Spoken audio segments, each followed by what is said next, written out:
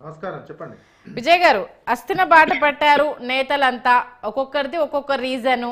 BJP వాళ్ళైతే మా party బలోపేతానికి సంబంధించి రాబోయే ఎలక్షన్ సంబంధించి పార్టీని ఒక థర్డ్ పైకి తీసుకొచ్చేందుకు రకరకాల అంశాలకు సంబంధించి మాట్లాడేందుకు అనేసని.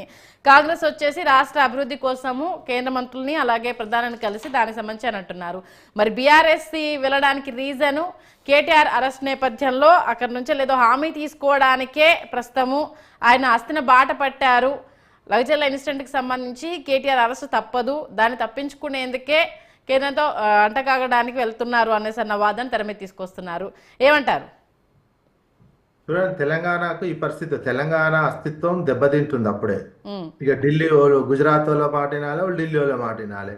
తెలంగాణ ఇప్పుడు అదే మనకు ఆంధ్రప్రదేశ్ వాళ్ళు ఎట్లుంది, ఢిల్లీ ఆంధ్రప్రదేశ్కి వస్తుంది. మోడీ ఎవరి మాట వింటున్నాడు? చంద్రబాబు పవన్ కళ్యాణ్ మాట వింటున్నాడు.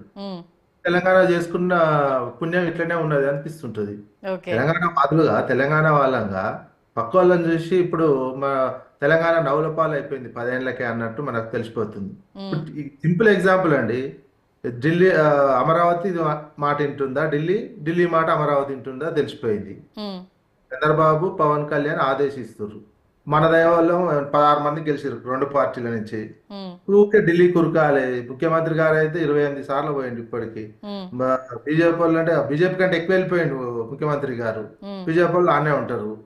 వాళ్ళు ఊరికే గుజరాత్ పోయేపరు, గుజరాత్ వాళ్ళ మాట వినాలి. తెలంగాణ అస్తిత్వం దెబ్బతింటుంది ఈ 10 సంవత్సరాల కాలంలోనే. ఆ పరిస్థితి మాత్రం తెలంగాణకు వచ్చింది.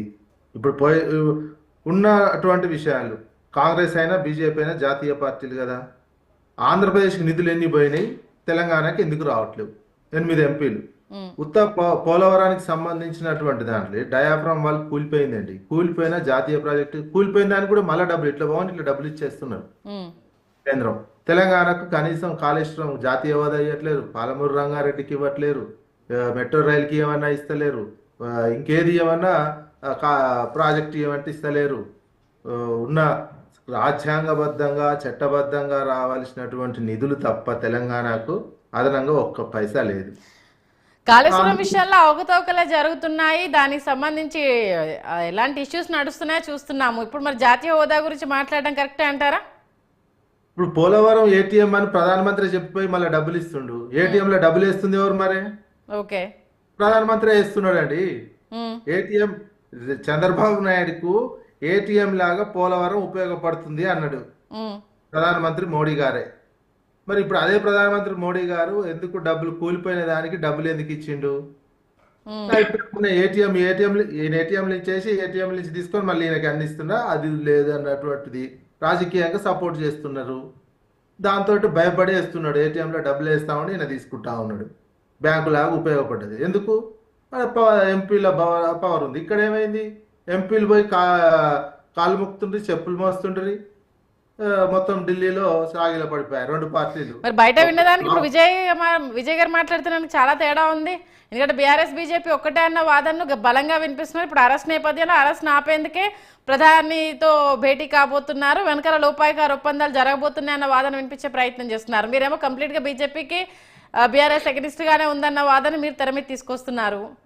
నేను తీసుకురావడం కాదు మేడం, ఎలక్షన్ లో 3 పార్టీలు ఫైట్ చేసినాయి. ఏ పార్టీ పొత్తు లేదు. నా అభిప్రాయం 3 పార్టీలు నిజంగా రియల్ ఫైటింగ్ చేసినాయి. అయిపోయింది. నేను తెలంగాణ యాంగిల్లో మాట్లాడుతున్నాను కదా.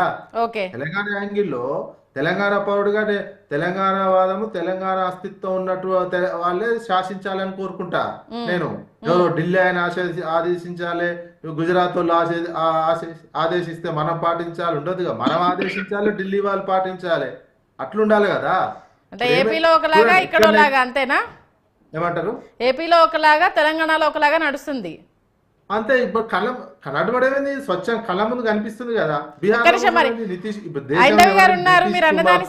కూర్చుంటాడు ప్రధానమంత్రి, లెమ్మంటే లేస్తాడు. లెమ్మంటే లేస్తాడు. మిగతా అన్ని 28 రాష్ట్రాలలో ప్రధానమంత్రి చెప్పినట్టు కూర్చోమంటే కూర్చుంటారు, లెమ్మంటే లేస్తారు. ఎందుకుంది మరి ఆ పరిస్థితి? మిగతా దేశం అంతా ఒక తీరుగుంది, ఈ 2 రాష్ట్రాల పరిస్థితి ఎందుకుంది? మనం కూడా తెలంగాణ కూడా శాసించేటట్టే ఉండాలి కదా. ఢిల్లీ దగ్గర 28 సార్లు ముఖ్యమంత్రి పోయి ఒక్క పైసా రాలే, ఇంత 25 రూపాయలు రాలే. వీళ్ళు ఢిల్లీలో బీజేపీ వాళ్ళు ఢిల్లీ చుట్టూ తిరిగినా 8 ఎంపీలు ఉన్నాయి, ఏం సాధించలేకపోతున్నారు. మరి ఇంకే ఎందుకు మరి తెలంగాణ 10 సంవత్సరాలకి ఇట్లా అయిపోయిందా? అది కోరుకుంటున్నా నేను. తెలంగాణ శాసించేటట్టు ఉండాలి. తెలంగాణ పోయి అడుక్కునేటట్టు కాదు కదా. ఇప్పుడు శాసించి తెచ్చుకుంటున్న ఆంధ్రప్రదేశ్ వాళ్ళు అండ్ బీహార్ వాళ్ళు ఉమ్, శాసించి తెచ్చుకుంటున్నారు. మనమేమో మనమే డబ్బులు ఇస్తున్నాం ఇంకా. తెలంగాణ వాస్తవానికి ఏంటంటే తెలంగాణ అనే రాష్ట్రము ప్రజలు ఉత్పత్తి చేసిన ప్రజలు కొనుగోలు శక్తి పెరగడంతో దాదాపు 4 లక్షల కోట్లు ఇచ్చినాం. తిరిగి రిటర్న్ మనకు 1,50,000 కోట్లు మాత్రం. అది కూడా ఏంది, యాజ్ ఎ ట్యాక్స్ కేంద్ర ప్రభుత్వం బాధ్యత. మన భారతదేశంలో ఉన్నందుకు ఆ బాధ్యత ప్రకారం 42 రావాల్సిన 42% రాజ్యాంగబద్ధంగా వచ్చినటువంటి అంశం అది. ఉమ్, అదనంగా ఏముంది, అదనంగా నీకు గుజరాత్కి పోతున్నాయి, అదనంగా ఉత్తరప్రదేశ్కి పోతున్నాయి. ఎగ్జాంపుల్ కూడా మన నుంచి రూపాయి పోతే మనకు 40 పైసలు వస్తుంది. అదే ఓకే. ఉత్తరప్రదేశ్ నుంచి ఉమ్, రూపాయి పోతే వాళ్ళకు 3 రూపాయలు వస్తుంది. మా బీహార్ నుంచి రూపాయి పోతే రిటర్న్ బీహార్కు 3 రూపాయలు పోతుంది. ఓకే. ఇక్కడ మనదే అర్థం చేసుకోవచ్చు. ఇక ఇంతకంటే ఆ, తెలంగాణకి ఏంది అనేది. మీరు రూపాయి ఇచ్చినోడు 40 పైసలు ఎందుకు తీసుకోవాలి? రూపాయి ఇచ్చినోడు 3 రూపాయలు ఎందుకు తీసుకోవాలి? రూపాయి ఇచ్చినోడికి కనీసం రూపాయి పావులో ఇస్తే ఇంకొంచెం పుషప్ ఉంటుంది. ఉమ్, మరి వీళ్ళు 2 జాతీయ పార్టీలు 8 మంది ఉన్నారు, 16 మంది ఎంపీలు ఉన్నారు. ఏమైంది? ఒక్కటన్నా అదనంగా ఏం రాలేనటువంటి సాధించలేనటువంటి సిచ్యువేషన్లో తెలంగాణ ఉన్నది. ఈ తెలంగాణ సమాజం అర్థం చేసుకోవాలి, తెలంగాణ ప్రజలు అర్థం చేసుకోవాల్సినటువంటి అవసరం ఉన్నది. ఇక కేసులు మొత్తం అంతే కదా. కేసులు ఇప్పుడు మొత్తం ఇంటర్నేషనల్గానే ప్రధానమంత్రి మోడీ మీద ప్రధానమంత్రి పైరవీ చేసి అదానికి కాంట్రాక్ట్లు ఇప్పిస్తున్నారని శ్రీలంకలో చెప్పారు. ఓకే. ఆస్ట్రేలియాలో పోరాటం జరుగుతుంది. కెన్యా నుంచి వేయరు, వాళ్ళ మీద విచారణ లేదు. ఇక భారతదేశంలో చిన్న చిన్న వాళ్ళ మీద ఈడీ దాడులు చేస్తుంది, సిబిఐ దాడులు చేసి అరెస్ట్ చేస్తుంది, లోపడేస్తారు. మరి ఓకే. అదాని విషయంలో ఇంత పెద్ద ఫ్రాడ్ జరుగుతుందని ఇన్ని వార్తలు, ఇన్ని దేశాలలో ఆందోళనలు, ఇన్ని దేశాలు ఉంటే అసలు ప్రైమ్ మినిస్టర్కి పట్టినట్టు ఉండదు. ఈ భారతదేశం అసలు ఇది భారతదేశానికి సంబంధించినటువంటి అంశమే కాదు. ఇట్లాంటి అదాని భారతదేశానికి సంబంధించినటువంటి వ్యక్తే కాదన్నట్టు వ్యవహరిస్తుండ్రి. ఇక్కడ మనం మొత్తం మిగతా రాష్ట్రాలలో ఒక 1 కోటి రూపాయలు అటు ఇటు జరగైనా సిబిఐ ఊరికి వస్తుండే. ఇవన్నీ ఏంటి అర్థం చేసుకోవాల్సినటువంటి అవసరం ఉన్నది. ఓకే. వీళ్ళు మొత్తం భారతదేశ సంపద. ఇంకొకటి కూడా చూడండి, అదాని కంపెనీలు అన్ని కలిపి 60,000 మంది ఉద్యోగులు మాత్రమే ఉన్నారు. ఆయన ప్రపంచ ధనవంతుడు ఎట్లా అయిండు? ఆఫ్టర్ మన ఆర్టీసీకే 40,000 మంది ఉద్యోగులు ఉన్నారు. ఆర్టీసీ అండ్ విద్యుత్ ఉద్యోగులు కలిపితే దాదాపు 70,000 మంది. 70,000 మంది ఉద్యోగులు ఉన్న సంస్థలు కూడా ప్రపంచ ధనవంతులు కావాలి కదా. సంస్థలు ఓకే. ప్రపంచ నెంబర్ 1 కావాలి కదా సంస్థలన్నా.